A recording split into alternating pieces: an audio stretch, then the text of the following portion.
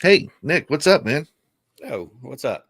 What So, yes, I've been pondering. I've had some yes. thoughts lately, as I know you Okay. tend to have thoughts also. I try Here's my not to. first thought. Yes. If you know the odds of successfully navigating an asteroid field, Yeah. Then you might be a Star Wars nerd. yeah, Let me it see. makes sense, right? It does. And like if your children won't be going to college because of your helmet and Lego collection. You might also be a Star Wars nerd. Yeah. If you know that the iconic line in Empire Strikes Back is "No, I am your father," not Ah, "Luke, I am your father." yeah, then you definitely might be a Star Wars nerd for sure. True.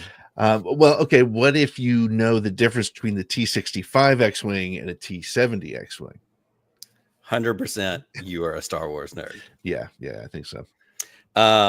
If the idea of flying casually always makes you laugh, Yeah, you're definitely a Star Wars nerd. that's And going to be if one. you go to your closet and you have to decide which Star Wars t-shirt you're going to wear today, It's then usually an easy choice for me, but I have 25, so I would definitely be a Star Wars nerd. yes, you would. Um, if you have a wish list that contains multiple lightsabers and or helmets, Yeah, then you're a Star Wars nerd for sure. And if your favorite Star Wars quote is actually a sound effect, you're 100% a Star Wars fan. yeah. Yeah. If you've spent any time going to, pondering, or planning for Star Wars Celebration, Yeah, you're definitely a Star Wars nerd. And yep, and finally, if you know who flies a modified YT 1300 freighter, you are without a doubt a Star Wars fan or a Star Wars nerd, either one. yes, either one. Um, And and if Pete, as a yes, bonus, if you yeah, host a Star Wars podcast or talk show, then this is ATG is Live. ATGLive.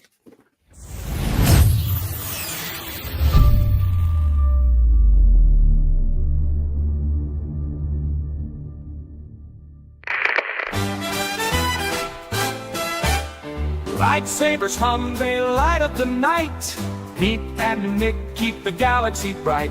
From Tatooine sands to Andor trees, they're bringing the news with galactic ease. ATG Live, we're blasting away, talking Star Wars every Thursday. Interviews, opinions, and all the lore. Hop on the Falcon, they're opening the door. From Vader's breath to Grogu's charms, theories and chats, they keep us disarmed. Around the galaxy tonight, Chris and Kelsey keeping it tight. They're breaking news like a Death Star blast, taking your calls and reading your chats. The greatest guests and what you need to know. Pete and Nick lead the Star Wars show. ATG Live, we're blasting away, talking Star Wars every Thursday. Interviews, opinions, and all the lore. Hop on the Falcon, they're opening the door. We're home. Well, welcome to ATG Live, your Thursday night home for everything Star Wars. I'm one of your hosts, Pete Flitzer, and I'm joined, as usual, by my good friend and co-host, Nick Milky. Nick, how are you doing? Are you a Star Wars nerd or what? I'm still on the fence. If I add a few more things to the background, I might be able to push myself all the way over into the category. Pete, what are we talking about? I do this every Thursday night, much to the chagrin of half of my family. I am 100% a Star Wars nerd.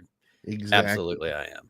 Well, that's kind of one of the things we're going to be talking about tonight. We have some friends with us, friends of Nick's, who we would consider probably Star Wars normies. We're going to bring them out a little bit later, and we want to dig into that because, I think sometimes it's important to remember that there is a little bit more to life than Star Wars, but also just understanding what other people are thinking about when it comes to our favorite sort of thing here. So That's really exciting. I'm really looking forward to that. Nick, we have a website and stuff, right? We do have a website and stuff. Right. If anybody wants to check it out, you can see it right here on the bottom of the screen, theSSWnetwork.com. If this was one of our drinking games, you'd have to take a drink right now. It is the one-stop shop for all the things you're looking for that relate to this show, the other shows we do around the galaxy. Road to Rebellion is still happening right now. Yeah. You can find all the information there. News, where to find us on social media. We've got a Patreon program where you can get involved for as low as $3 a month. We'll send you swag. We'll invite you to recordings when we do them for the Around the Galaxy podcast. We'll do some meetups along the way. Just a little way for y'all to help support what we do. And we're very thankful. We have a great group of patrons who support us all along the way. And we have a merchandise store, and we have some really dumb t-shirts and sticker designs in our merchandise store, but it's the kind of stuff that you want.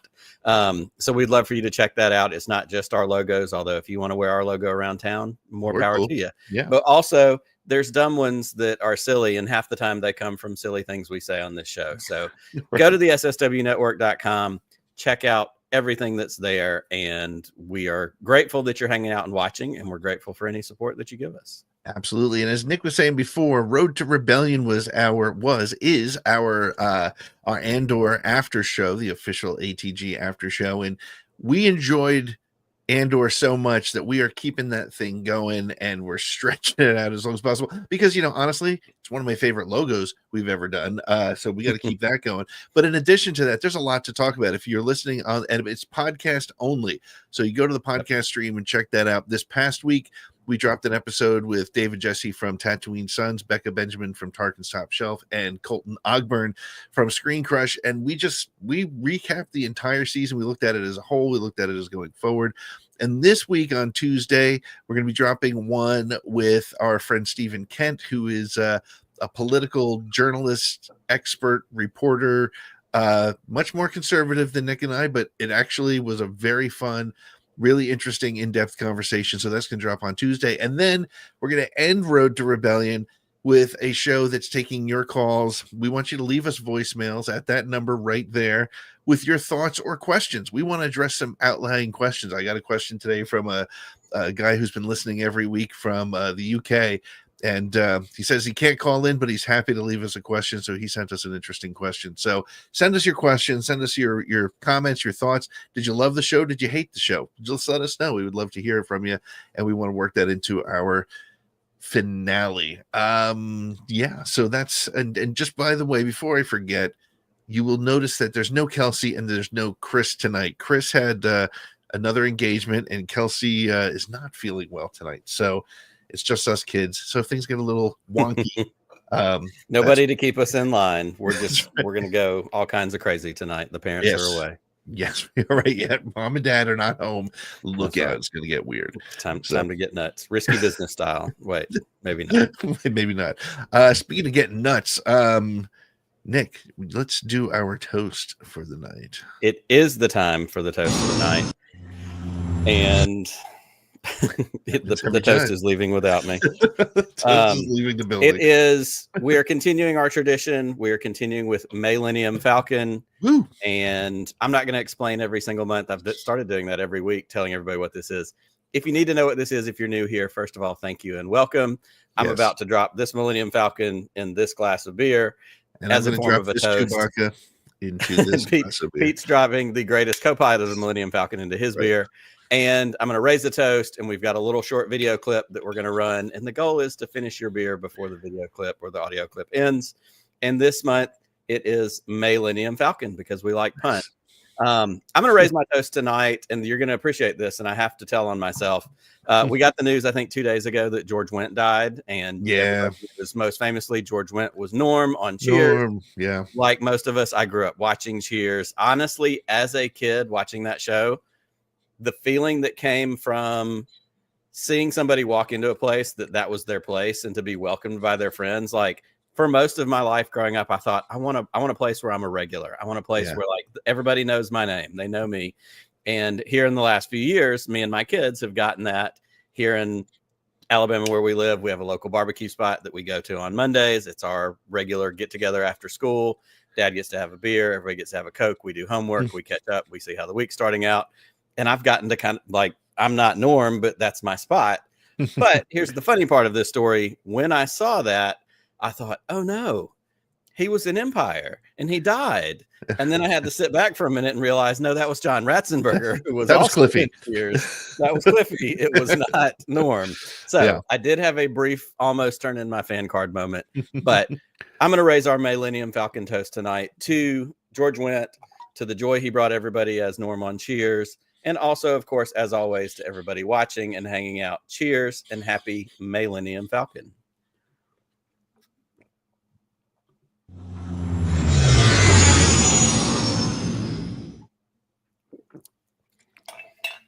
I don't know what happened. The clip didn't go, but we finished that beer no matter what. That was weird. It's okay, though. We did drink, and that's really what it's all about. This is really what this show is all about. It's the Chris and Kelsey not being here. It's going to be a thing tonight. I'm telling you. Producers aren't here. Everything's going to go wrong. Well, we're going to take a short break. Heads are falling off. Yeah, I mean, look at cats and dogs are playing together.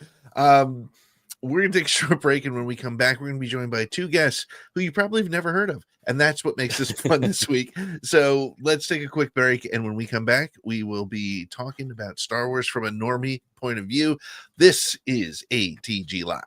What's up, my fellow Gen X Star Wars fam? My name is Chris Rhines from Broaxium. You may know me from ATG's Force Connect that I co-hosted with Pete and Nick. Now, I'm the owner and operator of Broaxium Outpost, an online shop for all your action figure and collectibles needs like Star Wars Black Series, G.I. Joe Classified, Star Wars Vintage Collection, Marvel Legends, Star Wars Black Series and Vintage Collection, Transformers Studio Series, Star Wars lightsabers and helmets, Masters of the Universe, and much, much more, including Star Wars action. All right, I have a lot of Star Wars stuff. I'm just saying. Stop by and check out the store at www.broaxiumoutpost.com. Sign up to become a part of the Bounty Hunters Guild and stay updated on new pre-orders, sales, and exclusive Broaxium content. Find something you like? Use the promo code ATG10 for 10% off your first order. We have Star Wars figures, by the way. Yeah, I don't know why it's just me here, but here I am. Hey, what's going on? And welcome back to ATG Live, your Thursday night home for producers being gone, technical issues happening.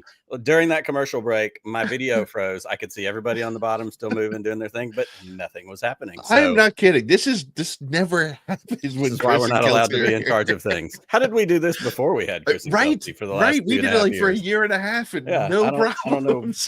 Well, we're going to solve those problems by bringing on some really interesting people to talk to and talk about Star Wars with. I am very proud to say it is a very special night here on ATG Live.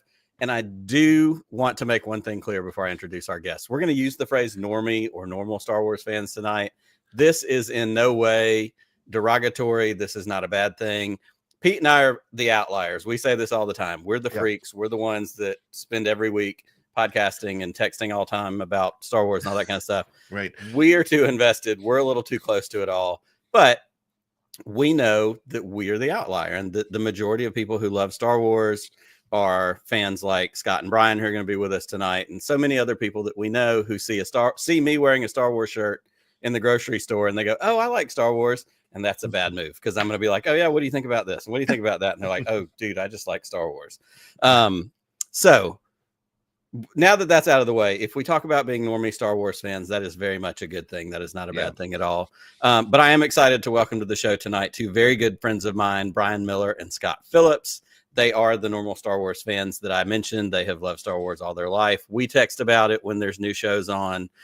Brian is a former United Methodist pastor turned college administrator. Scott is a senior designer with the Southern Poverty Law Center and does lots of cool graphics. And he worked on a children's book recently that I learned about. Cool. And they are both dedicated Auburn fans, which is another reason for me to love them. But they have just been some great friends of mine for a really long time. And I am excited to welcome Scott Phillips and Brian Miller to ATG Live.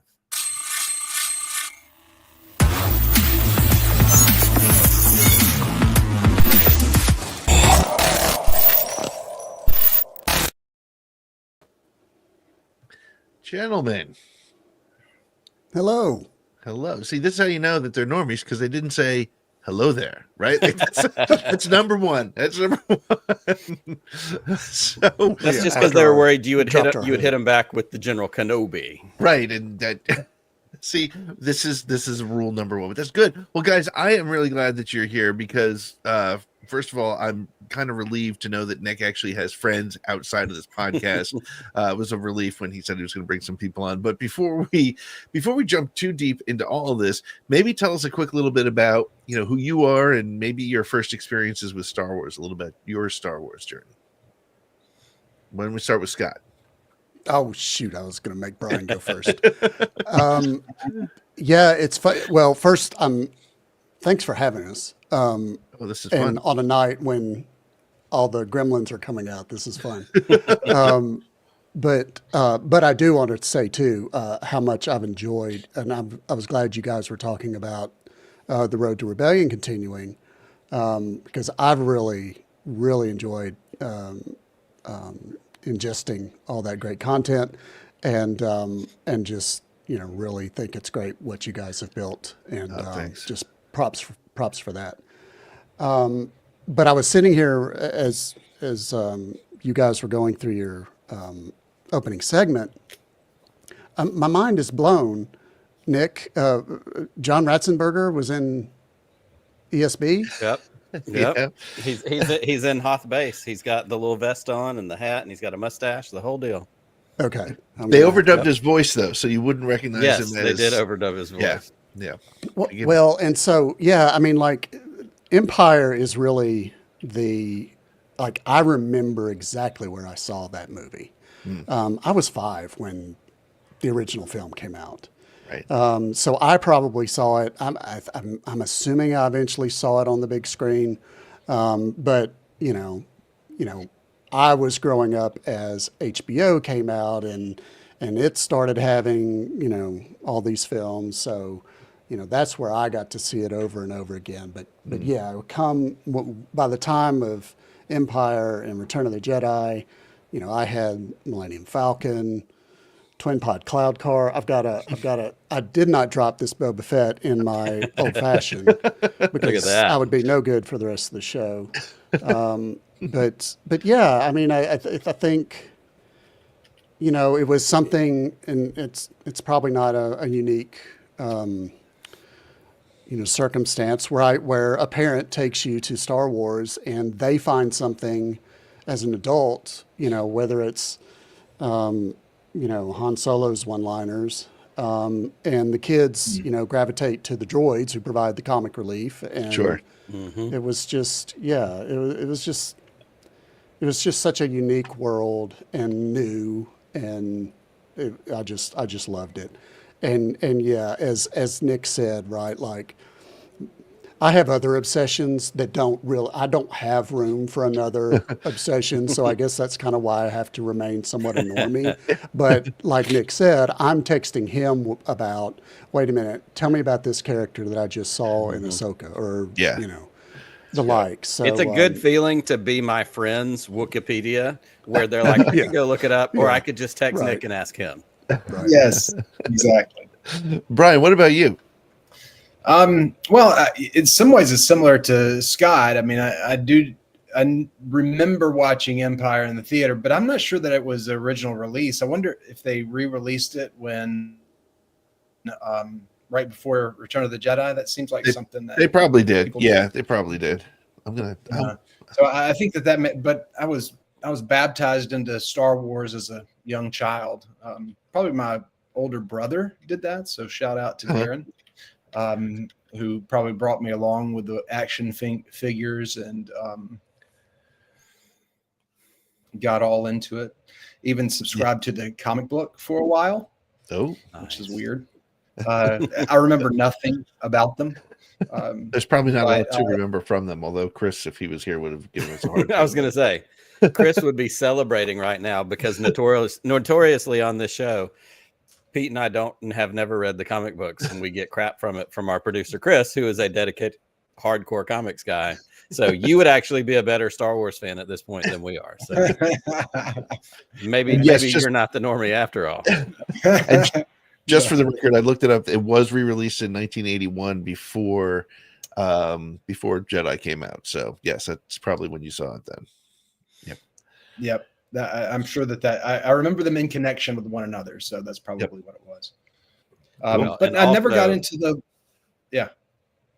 No, sorry. I was just going to say, and also for Scott's benefit, here's John as Major Bryn Derlin, the man, the myth, the legend, right there on Hoth Base, Echo Base. Oh my God, that's too much. Yep. That's awesome. That's So, really good. yeah. I never got into the lore though. You know, I mean, 3 Christmas gifts that I remember from my childhood very distinctly are a Super Nintendo one year, BB gun, air rifle, because I'm from Alabama, another year, and the Millennium Falcon, right? So that was like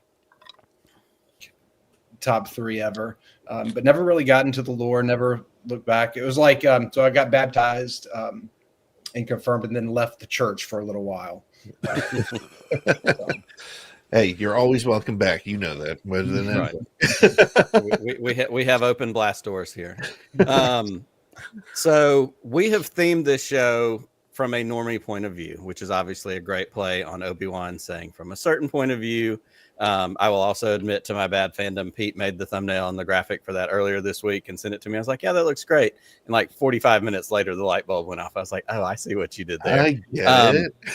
But talking about this idea of normal Star Wars fans versus, you know, the deep, overly invested nerds like Pete and I are, y'all have known me for a very long time. We, at some point, you know, the conversation came around to, oh yeah, I have a Star Wars podcast. And, you know, he's like, oh, so you're that guy. You're more into it than we thought you were. Prior to that knowledge, did you ever encounter a time where you knew maybe there were levels of Star Wars fandom? I know we see this in other properties, but were you aware of Star Wars Celebration? Were you aware of, you know, Star Wars podcasts in general, podcasting being a relatively new? I'm curious to know what the general public, you know, knowledge of Star Wars is beyond like, oh yeah, I like Star Wars. Cool. So I knew that there was a line of books. I knew that that existed. You know, Wikipedia seems like it's been out for a very long time. So I knew that there was all this backstory that that was available to me, but it was just not something that I had a Braves game to watch or something like that. Right. You know, sports to play, cool things to do. Right. Scott, what about you? Did you feel like is this a newer thing to like, oh crap, there's people that are really into this?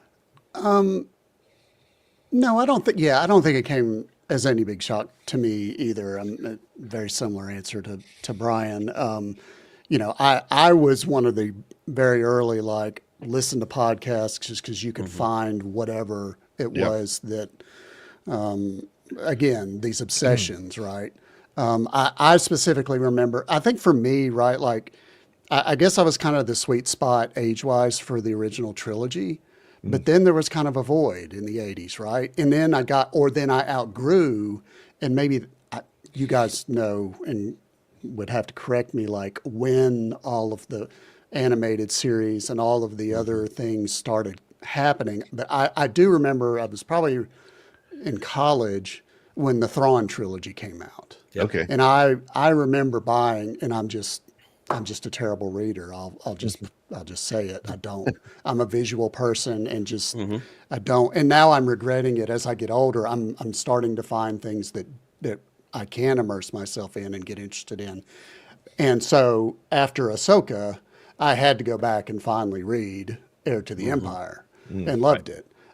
So yeah, I mean, I've known, but yes, as I've met people like you guys, and for instance, like I have a coworker who's considerably younger than me, and like for him, he grew up on the prequels. And we've had some interesting discussions about those films. But I also have to check myself and recognize, well, but that's the thing that spoke to him. Like that was what brought him into this world. And so, yeah, whether it's Rebels and Clone, you know, all the different, you know, other properties. it's just to finish what Brian said. Like, just for me, it was always down the list of things I would gravitate to. But yeah. So it's not on the question list, but I have to ask because you brought up the prequels. As people of our age, right, in that sort of general area, who saw the original trilogy in theaters, did you enjoy the prequels when they came out? There's no wrong answers, by the way, because I have said multiple times that it took me many years to appreciate the prequels. And how do you feel about them today? Because without being a deep-rooted Star Wars nerd like Nick and I, the other stories that have surrounded that in recent years have colored and certainly made me appreciate them differently. But Brian, let me start with you. When you saw the prequels, what was your thoughts, and how do you feel about the prequels today? I mean, look, I love Star Wars, right? So I'm a normie for sure, but I love it, and so any content was worth seeing. Any content was worth paying attention to. I will not talk badly about Star Wars movies. Right. I just won't, because I love Star Wars that much. I will just say that I enjoyed the what do we call it? The original trilogy? Is that Yep. Original trilogy much more than the prequels. In fact, I don't recognize A New Hope as the name of it. It's just Star Wars. Right. It's just Star Wars. Yep. That's totally fair. Scott, what about you? How did you feel about the prequels, and do you still feel the same way as you did when you saw them 20 years ago? Yeah, I go back and forth quite a bit, which maybe says something about me being fickle. But I mean, I was so starved to see Star Wars back on the big screen that I was excited, and I genuinely enjoy it. Now I don't know. Attack of the Clones, I still can't tell you anything memorable about that movie to me. Like I don't remember the story. It was just, I got just so lost. But the first and the third, episode, I guess that would be 4 and 7. Right. Yeah, I enjoyed seeing, and I guess that's the other conflict I have, right? Like I like the certain amount of fan service, but I think it's a matter of what is it that I need, what is it that I want, and what is it that I really need. And I think, and not to get us off on a tangent on how those 3 films suffered, in my opinion. I recognize, when I went back, especially after these conversations I'd been having with my friend or my colleague, I went back and watched them, and I had a much new appreciation for them, for what they were at that time, and that the technological advancement, and why Lucas kind of did what he did. But to me, at the end of the day, story matters, and that was where I thought they fell a little short. Yeah. Absolutely. Well, if you want something really fascinating to dig into, if you haven't already, Light and Magic season 2 is on Disney Plus, and it's the documentary about ILM. The first season's incredible. The second season is equally as good, and they dig a whole bunch into all 3 of those prequel movies and spend a lot of time talking about, like you said, the development of the technology, the digital things that George wanted to do. He created an academy at Skywalker Ranch, and invited all these other directors in to literally pioneer digital filmmaking. And so beyond the story and the movies itself, it to me, it adds so many layers to it. I want to ask this question to both of you, because we're talking about Star Wars, and certainly as we move from the original trilogy, I'm with you guys. I call it Star Wars, it's Empire, it's Return of the Jedi. The same way Raiders of the Lost Ark is just Raiders of the Lost Ark. Indiana Jones and the Temple of Doom is the second one. I noticed that Staff of Ra behind you. Oh, yeah, definitely. Got to sneak a couple little indies in there. But so we go from the original trilogy, then we get to the prequel era. And for all of us that grew up in the 80s, and I read those books like you're talking about, the Heir to the Empire trilogy, the books got me through to 1999 when the Phantom Menace showed up, and I was halfway through college, and I was like, holy crap, Star Wars is back. And I kind of had that, wait, is this what I was waiting for? So then we jump forward again to the Disney era of Star Wars. And that's the question I want to ask you guys now, because we're in a whole new world with TV shows, all the animation stuff that all showed up. Clone Wars was right before the Disney buyout. That started with George Lucas and then kind of continued and wrapped up after. But Rebels, Bad Batch, all that stuff is Disney. All the TV shows, the streaming, the 3 movies, plus Rogue One and Solo. So I want y'all's opinion, just kind of broad spectrum as normie Star Wars fans, on the Disney era of Star Wars. Because if you ask nerds like us, you're going to get too many opinions and too many, hurt feelings for things that probably we don't need to be mad about. But Brian, I'll start with you. The Disney era of Star Wars, does it work? What have you liked? What maybe hasn't worked as well for you? Just kind of where are you with that? Well, first I'll say that it has given me what I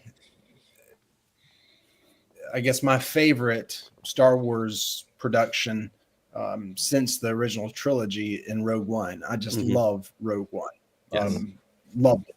And so it's that it's got that going for it. And also kind of guaranteed content is fantastic. Like knowing that there's going to be content that's coming out on a regular basis.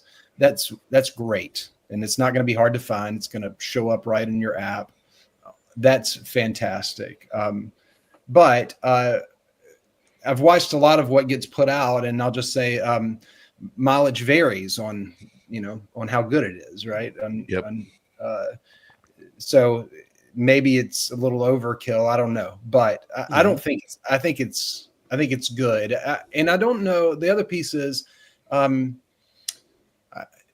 know that some of them, they kind of gear toward certain audiences, and I can't quite I can't figure out what that means or how they do that, or which ones I should definitely watch and which ones I should just go, oh, that's neat. I'm glad somebody has that to watch. Yeah. Brian, Scott, what about you, this Disney era of Star Wars?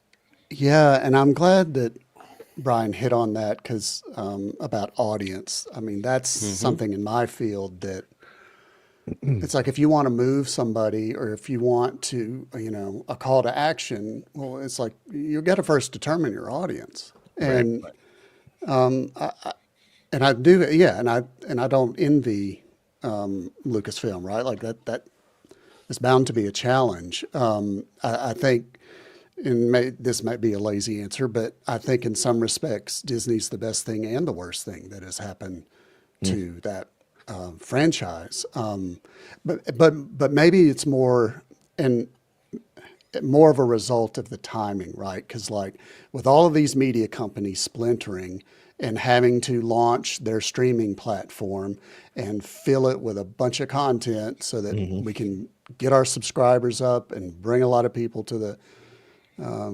platform, it just feels like we got a glut of content that's maybe that's maybe hurting the brand, I guess. Sure. But having said that, I mean, I think Brian said it well, and the mileage will vary.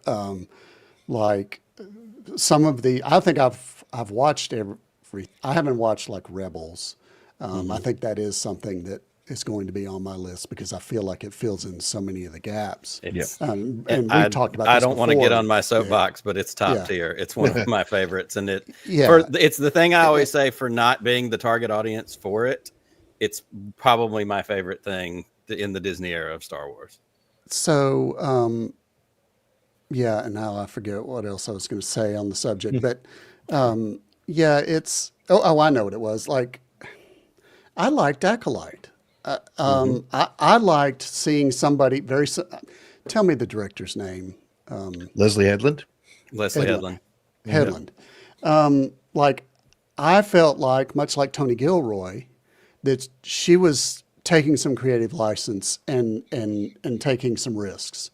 And I think it's time to have some of that instead of going back to the well for fan service. Like, it seems like I'm not a Marvel or DC But it seems like in just following news, those get a little bogged down too in some fan service. And again, tying it back to what I said earlier, it's like, I like ice cream, I like bourbon, I like lots of things that maybe aren't the best thing for me. It's certainly not if I overindulge in those things. So, maybe I think some real self-examination could do, and could do wonders for.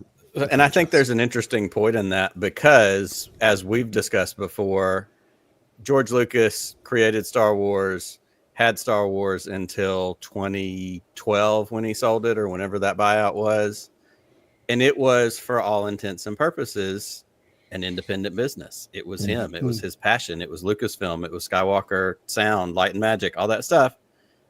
When the decision was made for him to sell it to Disney, first of all, he was tired and he had been getting hammered over things like the prequels, and he wanted to do some other things. And, he's got this museum that's going to open one day in LA and all this other stuff. So the sale to Disney, and this is kind of agreeing with you, Scott, with both a positive and a negative. I said when I found out about the buyout, I was so excited because Disney has always known how to tell stories. Walt Disney was a story guy. And I thought that's what Star Wars needs, is story. That's what Star Wars is story. But at the end of the day, especially at the size that ABC, Disney, ESPN is now, it is also a business. And the part that trips up Star Wars fans, especially overly passionate ones sometimes, is when something like The Acolyte gets canceled. We have to stop and go, this was a numbers decision. It really wasn't about the quality of the show. It was, look how much it overspent in order for it to not get the views that Andor or Mandalorian gets because Grogu's cute. There are these business decisions, and the same thing with how much stuff is coming out. And we've seen them have this same problem with Marvel, and with them saying, hey, we've got to scale it way back because you're oversaturating the market to the point where you're not sure you even care because there's too much. Right. So finding the balance between the passion and the story and the business side of it, I think, is something that older fans like us who grew up in kind of the freewheeling George Lucas version of Star Wars have had to confront and, make peace with differently than, my kids who love Star Wars and their entries were, Clone Wars and the prequels or something like that. Right. Yep. Well, let's talk about a Disney show. Let's talk about Andor in season 2, and it just wrapped up, and Nick has told me that you both have seen it, and you were talking before about our podcast. Thank you very much for the kind words. What is it about Andor that works for you, that makes it special for you as quote unquote normie Star Wars fans? I'll start with Brian. Great storytelling, great acting. I mean, that's a lot of it. To me, I mean, Gilroy did just a fantastic job. One of the things I was thinking about when we were talking about the prequels was that Attack of the Clones feels like Act 2 of a 3-act play. And you think about how Andor, especially season 2, was released, and there were what is it, 4 chances for Act 2s or 3 chances. Right? None of them felt that way. Like it didn't feel like none of them felt like it was just moving the story down the road. It was done with so well. And then I think weaving kind of the broader Star Wars galaxy in without making me feel like I didn't know what was going on. Or without pandering was, I thought that was great. It was amazing. There were things that happened that I didn't know about until I listened to y'all's recap. Like I didn't understand, I just didn't catch it, and I didn't miss anything. It didn't take away from my enjoyment of the show, but I appreciated it when y'all explained it, and I was like, oh, it's even deeper than I thought. So I thought those were some really big things for me. That's cool. Scott, what about you? Yeah, I think Brian's right that it was so well written and acted. The casting. I mean, I don't think I don't know that there's anybody that I had seen in anything else. notable, and they were just like Stellan Skarsgård. I'd completely forgotten because it was so long ago that he was in Good Will Hunting. I just that's learned right. that recently, but otherwise, he just jumped off the screen Yeah. for me. It just felt like prestige. Like I'm really into prestige TV. Like those are over the last 10 years. I've built my list. I'm sure Nick has his, and you too, Pete. To me, the thing that made Breaking Bad and The Americans, which is one of my favorites, was the tension of will they be discovered? Will they be caught? Yep. And like that tension throughout this series. And then as much as great as season 1 was, I couldn't believe what they did in season 2 just to raise that bar. Yeah. And it was beautiful. It was cinematic. You feel like we could have seen the whole thing on the big screen and it would have fit. Sound mixing, music. I hate that it's over. I really enjoyed, and I think this kind of goes back to what Nick was just saying too. Like the discussion you all had, and I think it was probably the most recent episode of Road to Rebellion, about the pros and cons of how they dropped the episodes. I mean, yes, they made, certainly, I don't think anybody would argue that those 3 episode bundles made a whole lot of sense. Yep. Because that's how they flat out structured it that way. But in order to build word of mouth and an audience and like for the Acolyte or some other show that may be struggling, that might need more incubation time, maybe even, like maybe it would be better served to stretch out over a broader time and not, I think, I don't know if Netflix has come around on that. I think maybe somebody even mentioned that they kind of learned their lesson a little bit with Stranger Things on that subject. But, I feel like, and selfishly, because it was over in a month and we've been waiting 2.5 years for crying out loud. I wonder if that would help for a general audience to get pulled in. Cause I kept, cause we all talk about what we're watching and what we're excited about. Me and my group at work. And I don't know that anybody else was particularly jazzed about Andor, but I think if they knew what it was and actually watched it, I think they would be blown away. Yeah. But, well, that's a great point. And I don't know if you guys did a rewatch of season 1 in the lead up to season 2 or not. But I have had the unique position just in the last week and a half. I convinced Laura to start Andor, and we are now 4 episodes left in season 1 and she's into it. I'm like, look, bear with me. The first 2 episodes, she's like, it's a little slow, but she's like, I'll watch TV with you. Like it was, but now she's like, okay, I'm in. And the thing that I keep sitting on is 2 things, because I had just seen season 2, to see some of those things early in season 1 and some of those conversations, to have them be a little more, prescient and on my mind because of season 2. I was like, they really did weave a lot of stuff very deeply into the show from the very beginning. I mean, obviously that Luthen speech, which we haven't gotten to in season 1. But also my excitement, like if she likes season 1, she's going to be blown away by season 2, because to me, season 2 doubles what season 1 did easily. And so I'm just like, holy crap, I got my wife to watch a Star Wars. And it also is proving exactly the point that you're making, which is, I told her, I said, if I didn't tell you this was Star Wars and I just said this was a show set in the future, like you'd be in on it. Like it would, everything clicked. And so far that has proven right. So they have done some really special things with this show that I'm just thankful for. But and then for us, sorry, ahead, real quick, Brian. For us, we get TIE fighters and stormtroopers and the sound effects, and that's enough. That's good. Yep. Best of both worlds. Yeah. Right. I mean, I've heard the question, is it Star Warsy enough or whatever?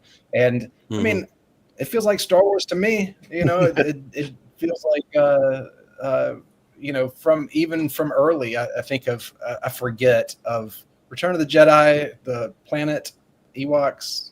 Andor. Yeah. Andor. I thought it was close to Andor. You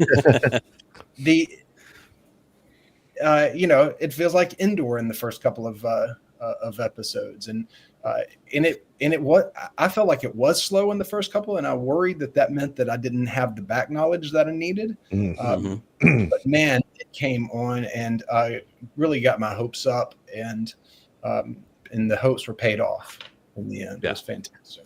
Yep, without a doubt. Well, we are going to change it up. I'm going to ask you one more question. We're going to move away from Andor just a little bit, and then we're going to take a quick break, and then we're going to come back and we're going to do the news in our Around the Galaxy / Around the Horn format, because I know you guys are sports fans like we are, so it's perfectly built for you guys. But the question on, and to quote a favorite host of mine, I'm going to get you out of here on this. The question is, for our last question in this interview segment, if you could own one collectible from the Star Wars galaxy, what would it be and why? And it could be anything. It could be a costume. It could be a lightsaber. It could be a blaster. What would be the one Star Wars collectible that you would want to have? Anybody, whoever's ready for it can go first. Luke's hand. That is fantastic. And what we know, and it may not exist anymore, but we know at some point there was one, because you can freeze that shot and you can see that little piece of, you know, plastic prosthetic something in the air.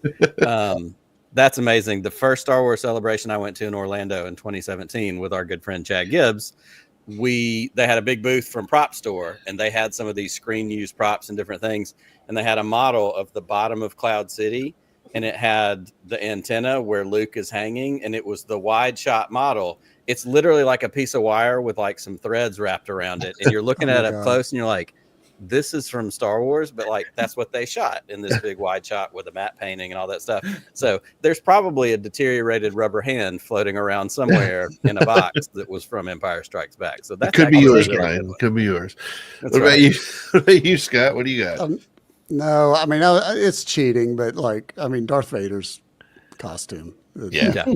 The outfit. That's a good one. I tried to talk my wife into letting me buy one a couple of years ago. It was $800. I said, look, I can do children's parties. I'll make the money right back. She didn't go for it. See? But now look, this is what she gets. and how's that turned out? Right. You got about $1,200 worth of helmets sitting back there, pal. She could have snipped it in the bud. That could have a much different thing.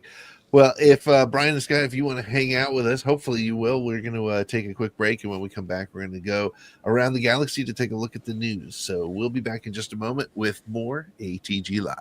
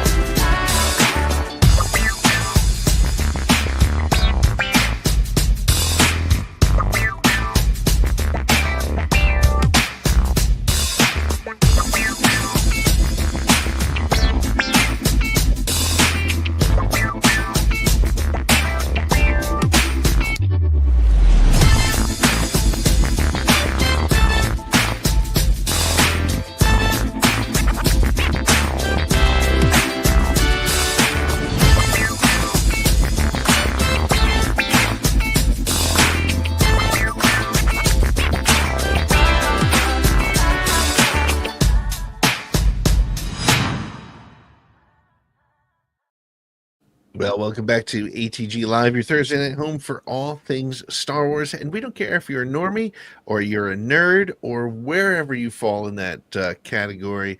We are just happy to have you hanging out with us on a Thursday night talking Star Wars. Well, we have switched up kind of the way we do the news around here. We've always been big fans of doing the news. So it's where we can report the news. We love reporting the news. So we like to do the news, but we're going to we've been breaking it up a little bit. For those of you who have been fans of Around the Horn on ESPN, our good friend Clinton Yates, who's been on with us a bunch of times, has been on that show, and we love to do the news by throwing it to our panel and getting their perspective. So why don't we take a spin around the galaxy?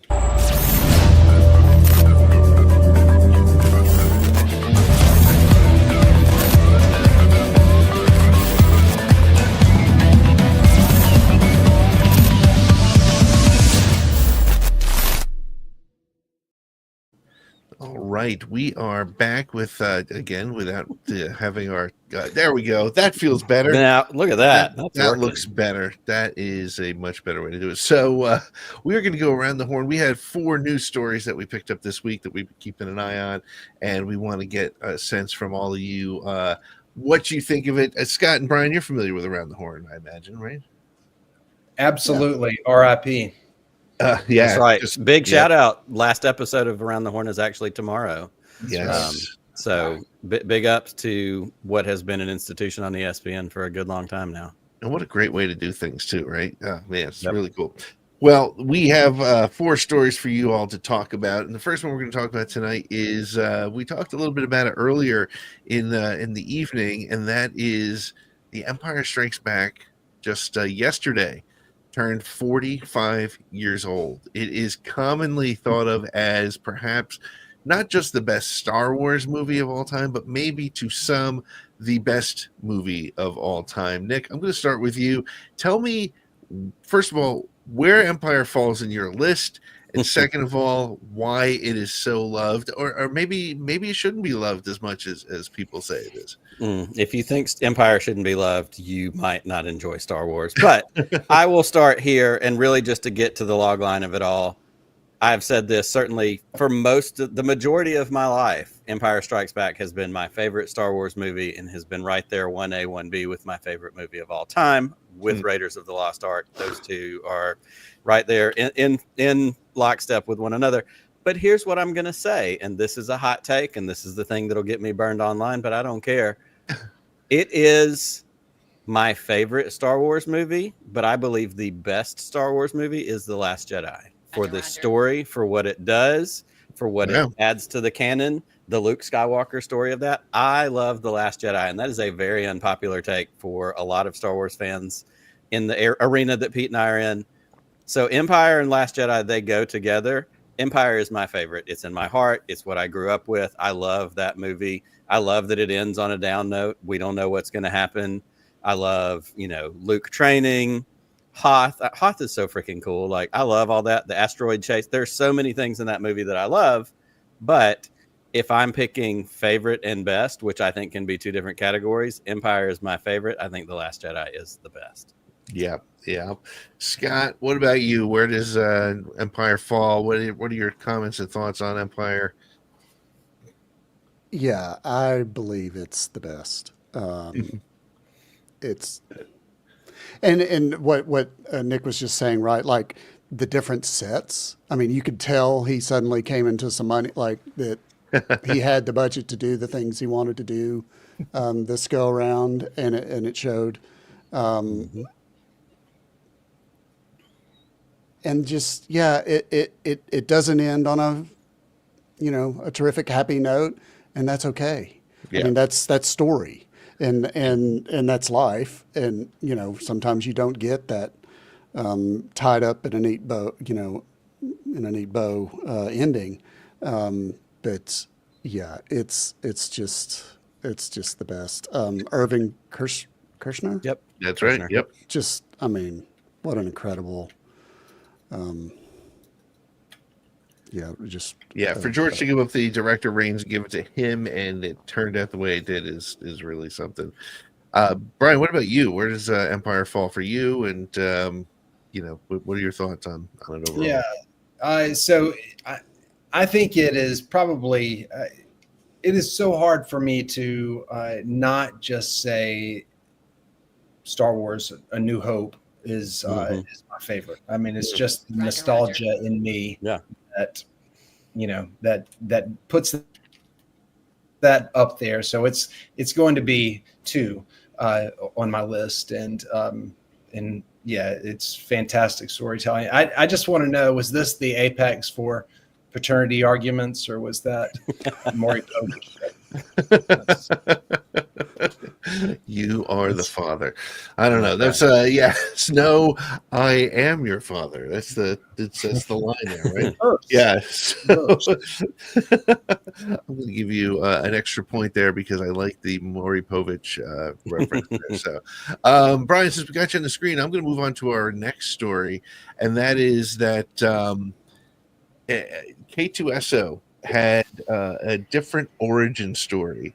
According to canon in Star Wars, there was a one-off comic book that showed how Cassian and K2SO got together, which has nothing to do with the way he appeared and became part of the crew in Andor season 2.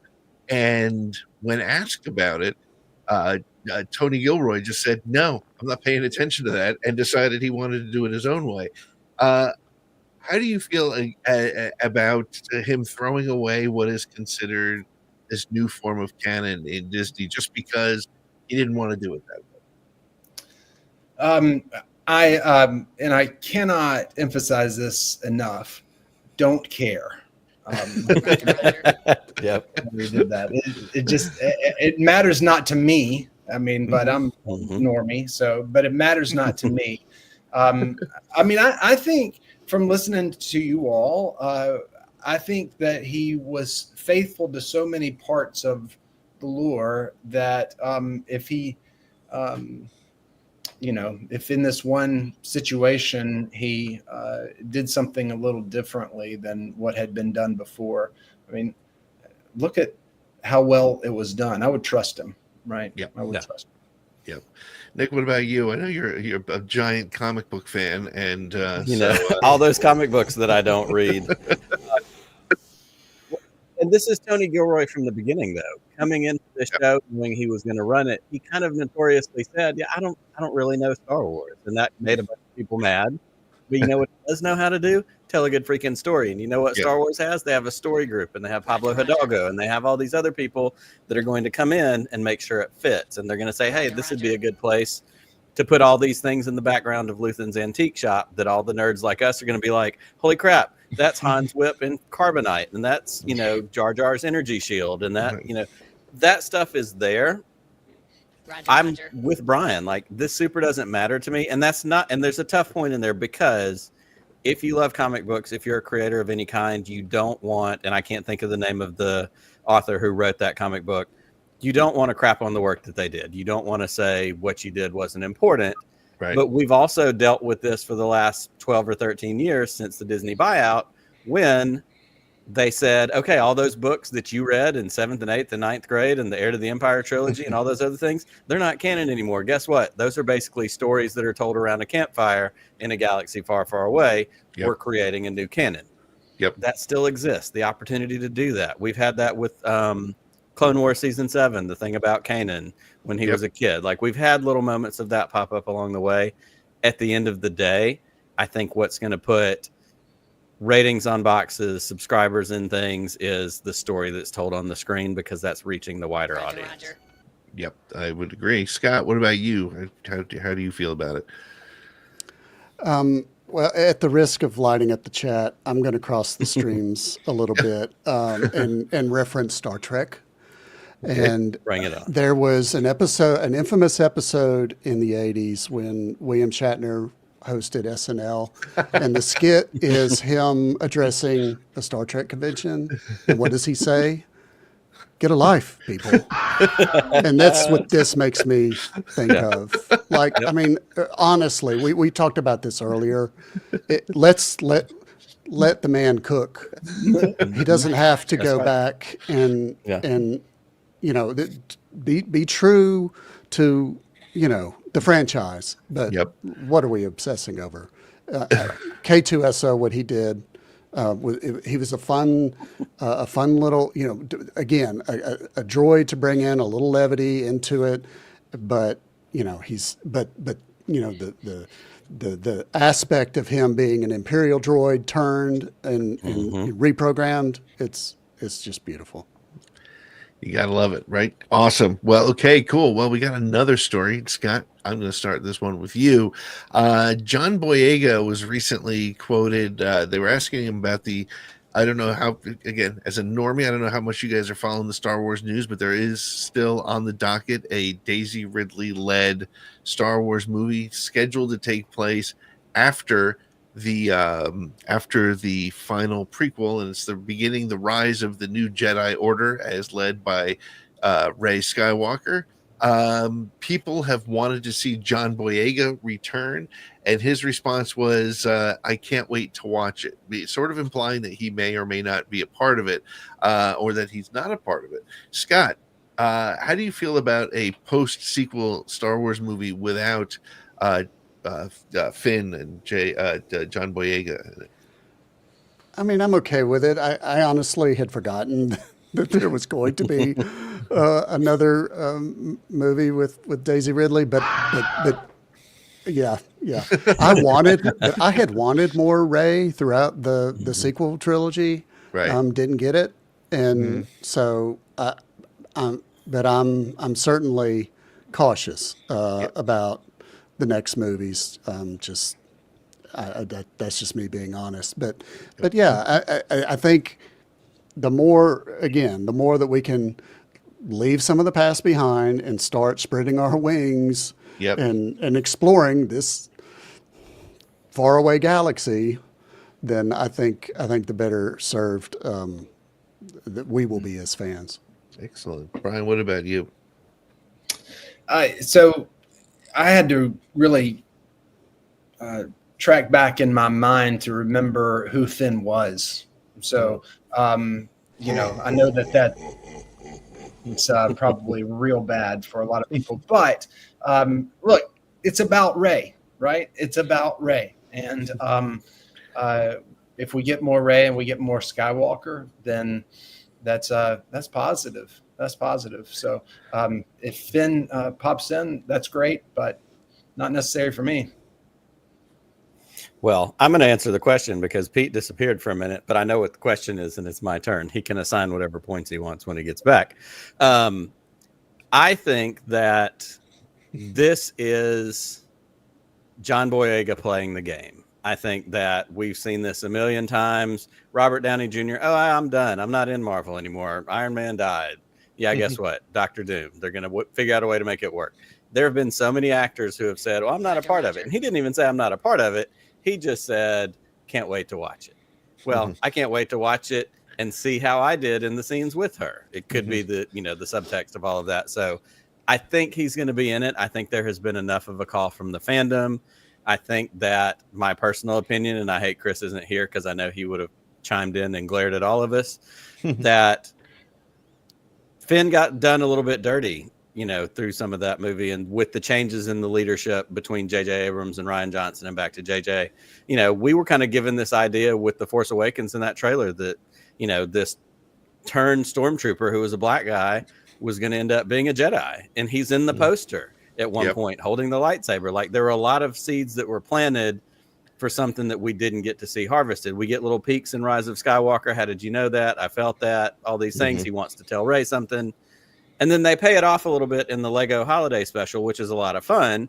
But in that Lego Holiday Special, he's been training as a Jedi. So we know that there's some things planted along the way. So I would love for them to find a way to kind of bring his story full circle with being in that movie, maybe being part of Rey's academy as an instructor. This is 15 years after Rise.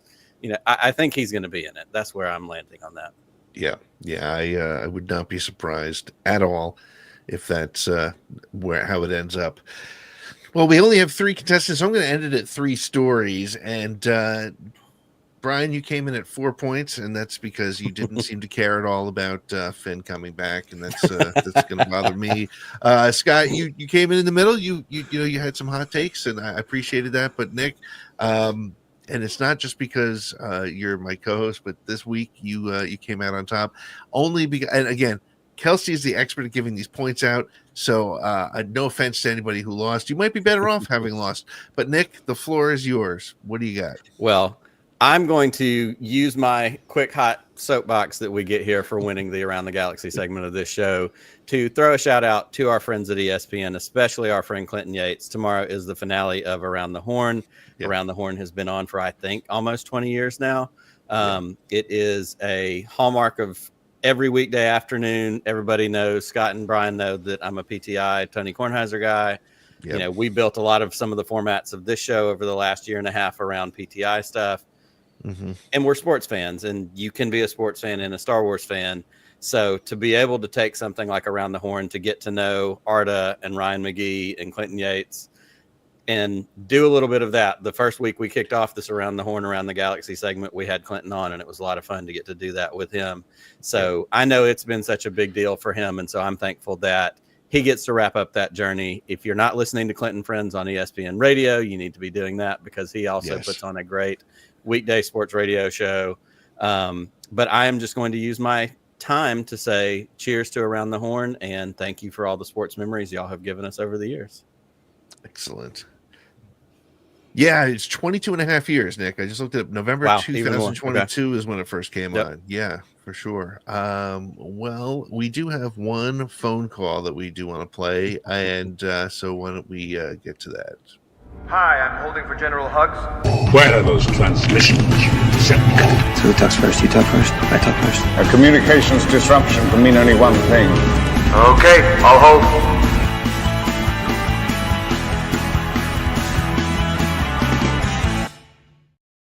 Well, this is definitely the thing that I always screw up is trying to get this voicemail thing on. It's I don't think I've ever done it smoothly, so I'm going to try it here. Here we go. We do have one call from, let's see here. Let's find this one here. Is this it? $. For the recent order of Apple MacBook Pro on your Amazon account. Nope, that's not it. Not authorized payment. Hang on a second.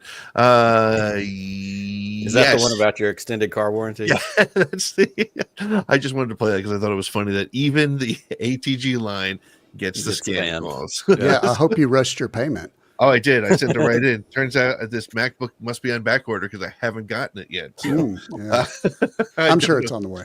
Yeah, I'm 100% sure it's coming. So let me see here. So no, this is the one. It's from our friend Matt Enid. Hey, fellas, it's Matthew Enid again. I know I just called, but oh well.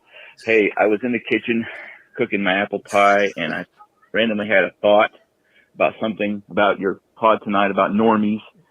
About 2 weeks ago, me and my wife went to see The Accountant 2 because the boy was gone, and they said normies in the movie, and so on the ride home, I don't know, it stuck in my head, and so I was talking to her about normies all the way home, which she was not very excited about normies and Star Wars normies and about my Star Wars nerd friends and blah, blah, blah. I think she was just ready to run me over with a car, but whatever.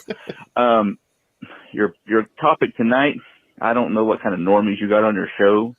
There's probably no such thing as normies because, you know, you're either a Star Wars fan or you're like a closet Star Wars fan, just hasn't admitted it yet. So good luck with your quote-unquote normies tonight because they aren't normies. They just all want to be Star Wars fans. They just haven't admitted it yet. So, I don't know. Have a great show tonight, fellas. Bye. Thank you, Matt. We always kind of Matt, I'm rooting for OKC for the record. I'm rooting for OKC and I'm rooting for the Knicks. And boy, did the Knicks shit the bed last night. My goodness. Yeah. It was funny. I checked the score, right? Because I was, we recorded with Steven last night. Checked the score, 30 seconds left. They were up by 5. I was like, okay, cool.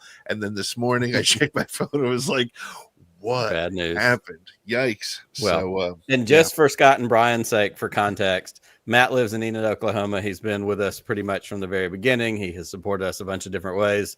And one of my favorite things that Matt will do is he will stop people outside of his kids' karate dojo as they're leaving the liquor store that's next door and just ask them questions about Star Wars and then call in and report those conversations to us. It's the best. It's hilarious. That's it really outstanding. It really is. OKC's up 4 in the third, by the way. They are up 4 in the third. Okay. Here's a quick touch on Star Wars with the game last night. So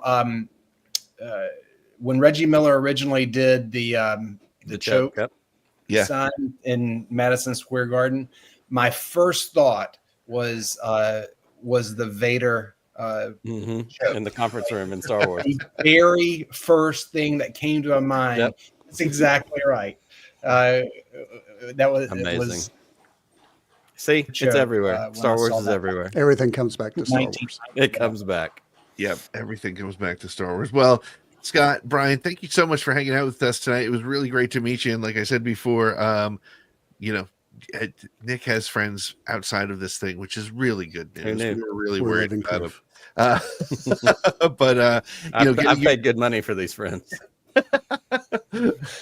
But this has been a lot of fun hanging out and getting to know you guys, and thank you so much for being friends with us and for listening to the show. I want to remind everybody to check out Road to Rebellion on Tuesday. We got 2 more episodes left, and if you're fans of this show, we want a question from you or a comment, or did you love the show? Did you not love the show? Do you have a question that you would like us to discuss? Is there a topic that was left off? Is there something good or bad that you want to share about the show? We want to hear it. We want to end Road to Rebellion with you, because that's why we do it. We do this because we love talking Star Wars with anybody who will listen to us. So that's what's going on with that. Hopefully Chris and Kelsey will be back next week, so the show is not such a mess. We're very happy with the way things went, even without them, but they are definitely missed. We will see them then. And Nick, I guess that's going to do it for us this week. May the Force be with you. Always. Just one more round, friend, then homeward bound, friend. Don't forget me in your dreams. Just one more song, friend, and then so long, friend. The nights get shorter, it seems. Just one more rhyme, friend. Yes, it's a crime, friend. But you know time, friend. Time can fly. So it's good night, friend. Good night, but not goodbye.